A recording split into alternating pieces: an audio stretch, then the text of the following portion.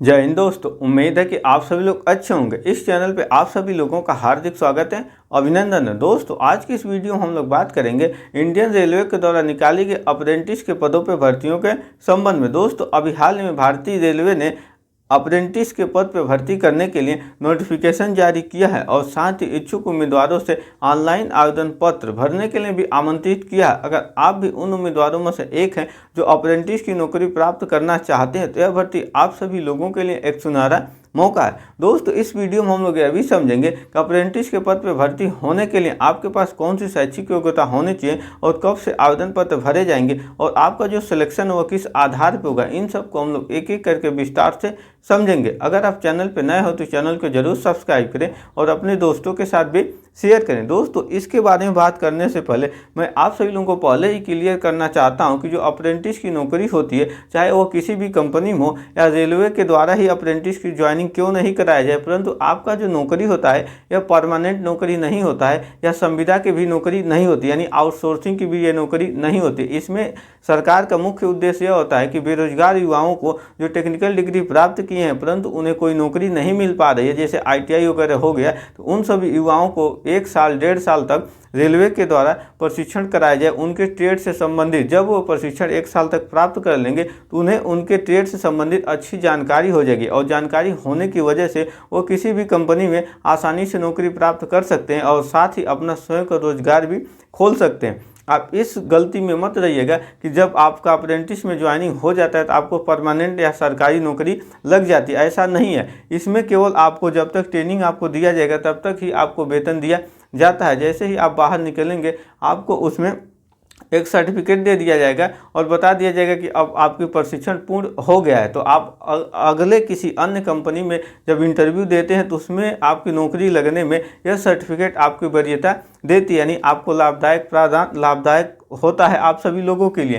तो इसमें जो आपका अभी अप्रेंटिस की नौकरी निकली है यह north eastern railway Gorakhpur zone के द्वारा अप्रेंटिस की भर्ती निकाली गई, जिसमें जो आपका कुल सीट है 1104 यानी 1104 सीट है, जिसके लिए महिला और पुरुष दोनों उम्मीदवार योग्य होंगे। और इस भर्ती के लिए जो आवेदन की आपकी प्रारंभिक तिथि है 16 अक्टूबर 2025 से आवेदन पत्र ऑलरेडी भरे जा रहे हैं और यह चलेगा 15 नवंबर 2025 तक। अगर आप आवेदन करते हैं तो आपको आवेदन शुल्क के रूप में जनरल, OBC और EWS वर्ग के जो कैंडिडेट हैं उन्हें 100 रुपये जमा करने होंगे और अन्य कैंडिडेट इसके साथ ही सभी वर्ग की जो महिला कैंडिडेट हैं वो बिल्कुल फ्री में आवेदन कर सकती हैं। दोस्तों, इसके लिए जो आपके पास शैक्षिक योग्यता होनी चाहिए, आप कक्षा 10वीं पास की हो और कक्षा 10 में आपके जो नंबर हैं वो 50% या 50% से अधिक ही होनी चाहिए और साथ ही आप संबंधित ट्रेड से ITI कोर्स किए हो। और जो संबंधित ट्रेड है इसको देखते हैं किस ट्रेड से आप ITI किए रहेंगे तब आप भर सकते हैं इस फॉर्म को। इसमें जो आपका ट्रेड है फिटर है,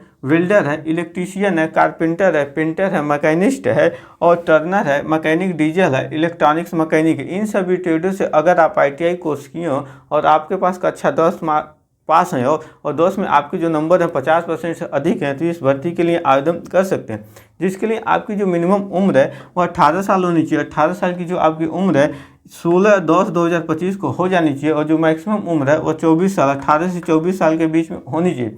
परंतु उम्र सीमा में कुछ उम्मीदवारों को छूट है, जिसमें SC ST को 5 साल के लिए, OBC को 3 साल के लिए और विकलांग कैंडिडेट को 10 साल के लिए उम्र सीमा में छूट है।